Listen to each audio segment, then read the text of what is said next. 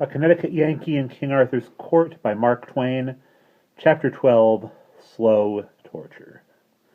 Straight off, we were in the country. It was most lovely and pleasant in those sylvan solitudes, in the early cool morning, in the first freshness of autumn. From hilltops we saw green valleys lying spread out below, with streams winding through them, and island groves of trees here and there, and huge lonely oaks scattered about and casting black blots of shade. And beyond the valleys we saw the ranges of hills, blue with haze, stretching away in billowy perspective to the horizon, with at wide intervals a dim fleck of white or gray on a wave summit, which we knew was a castle.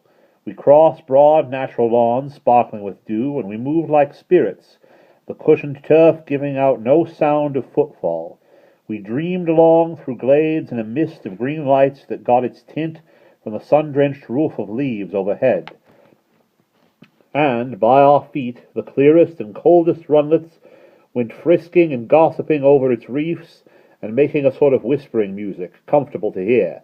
And at times we left the world behind, and entered into solemn great deeps of rich gloom of the forest, where furtive wild things whisked and scurried by, and were gone before you could even get your eye on the place where the noise was, and where only the earliest birds were turning out and getting to business, with a song here and a quarrel yonder, and a mysterious far-off hammering and drumming for worms on a tree trunk away somewhere in the impenetrable remoteness of the woods.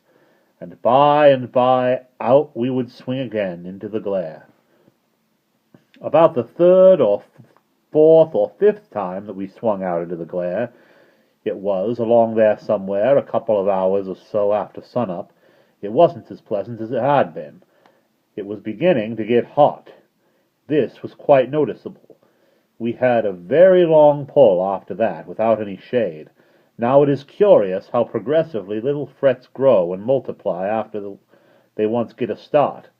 Things which I didn't mind at all at first, I began to mind now, and more, too, all the time. The first 10 or 15 times I wanted my handkerchief, I didn't seem to care. I got along, and said, never mind, it isn't any matter, and dropped it out of my mind. But now it was different. I wanted it all the time. It was nag, right along, and no rest. I couldn't get it out of my mind, and so at last I lost my temper and said, hang a man that would make a suit of armor without any pockets in it. You see I had my handkerchief in my helmet, and some other things, but it was that kind of a helmet that you can't take off by yourself. That hadn't occurred to me when I put it there, and in fact I didn't know it. I supposed it would be particularly convenient there, and so now the thought of its being there, so handy and close by, and yet not get-atable, made it all the worse and the harder to bear. Yes, the thing that you can't get is the thing you want, mainly. Everyone has noticed that. Well, it took my mind off from everything else, took it clear off, and centered it in my helmet, and mile after mile there it stayed, imagining the handkerchief, picturing the handkerchief, and it was bitter and aggravating to have the salt sweat keep trickling down into my eyes, and I couldn't get at it. It seemed like a little thing on paper, but it was not a little thing at all. It was the most real kind of misery.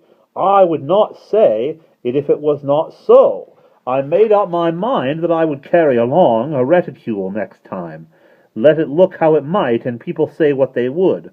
Of course, these iron dudes of the round table would think it was scandalous, and maybe raise shoal about it, but as for me, give me comfort first and style afterward. So we jogged along, and now and then we struck a stretch of dust, and it would tumble up in clouds and get into my nose and make me sneeze and cry, and of course I said things I oughtn't to have. I don't deny that. I am not better than others. We couldn't seem to meet anybody in this lonesome Britain, not even an ogre, and in the mood I was in then, it was well for the ogre, that is, an ogre with a handkerchief.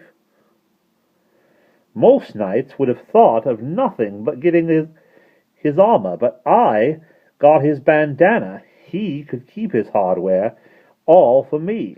Meantime, it was getting hotter and hotter in there. You see, the sun was beating down and warming up the iron more and more all the time. Well, when you are hot that way, every little thing irritates you. When I trotted, I rattled like a crate of dishes, and that annoyed me, and moreover, I couldn't seem to stand that shield slatting and banging now about my breast, now about my back, and if I dropped into a walk, my joints cracked and screeched in that wearisome way that a wheelbarrow does. And as we didn't create any breeze at that gate, I was like to get fired in that stove.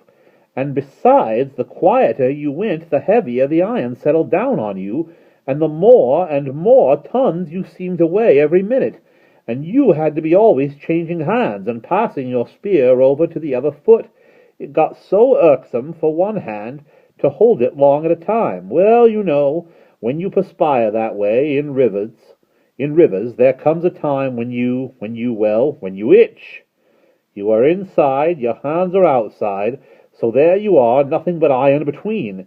It was not a light thing, let it sound as it may. First it is one place, then another, then some more, and so it goes on, spreading and spreading, and at last the territory is all occupied, and nobody can imagine what you feel like, nor how unpleasant it is. And when it got to the worst, it seemed to me that I could not stand anything more. A fly got in through the bars and settled on my nose, and the bars was stuck and wouldn't work, and I couldn't get the visor up, and I could only shake my head, which was baking hot by this time, and the fly, well, you know how a fly acts when he has got a certainty. He only minded the shaking enough to change from nose to lip, and lip to ear, and buzz all around in there, and keeping on lighting and biting in a way that a person already so distressed as I was, simply could not stand. So I gave in, and got Alison to unship the helmet and relieve me of it. Then she emptied the conveniences out of it and fetched it full of water, and I drank and then stood up, and she poured the rest down inside the armor. One cannot think how refreshing it was. She continued to fetch and pour until I was well soaked and thoroughly comfortable.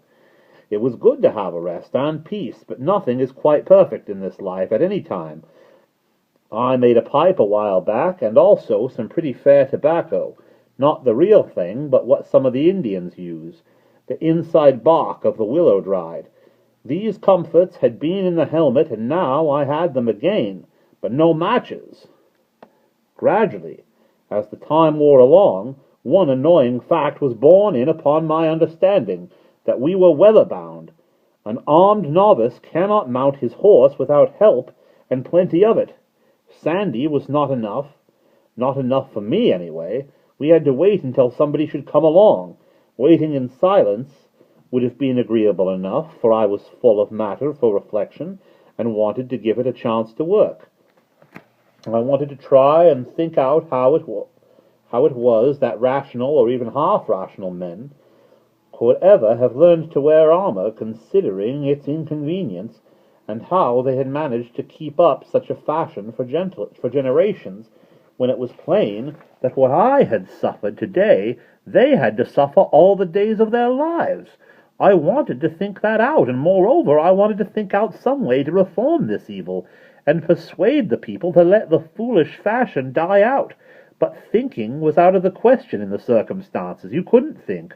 Where Sandy was, she was quite a biddable creature and good-hearted, but she had a flow of talk that was as steady as a mill, and made your head sore like the drays and wagons in a city. If she had a cork, she would have been a comfort, but you can't cork that kind. They would die. Her clack was going all day, and you would think something would surely happen to her works by and by. But no, they never got out of order, and she never had to slack up for words. She could grind and pump and churn and buzz by the week, and never stop to oil up or blow out. And yet the result was that nothing but the wind. And yet the result was just nothing but the wind. She never had any ideas any more than a fog has. She was a perfect blatherskite. I mean it. I mean for jaw, jaw, jaw, talk, talk, talk. Jabber, jabber, jabber, but just as good as she could be. I hadn't minded her mill that morning on account of having that hornet's nest of other troubles. But more than once in the afternoon I had to say, "Take a rest, child. The way you are using up all the domestic air, the kingdom will have to go to importing it by tomorrow. And it's a low enough treasury without that." And there is the end of chapter 12.